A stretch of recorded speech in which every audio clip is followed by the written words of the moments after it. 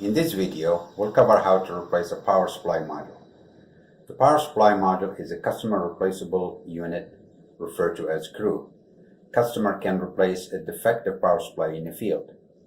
To replace a defective power supply, hold the chassis down and detach the power cord from the defective power supply. Wait a few seconds for the fan to spin down.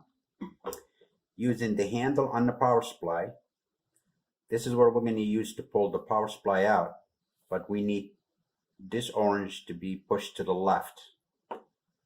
Pull the power supply completely out of the chassis.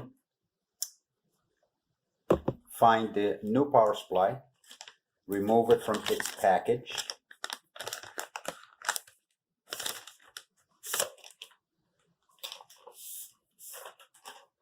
To install it, insert into the power supply bay. Make sure it's aligned. Hold the chassis down and push the power supply until you hear click. And plug the power cord back into the new power supply while holding the chassis down. Log into the system and check the status of the power supply.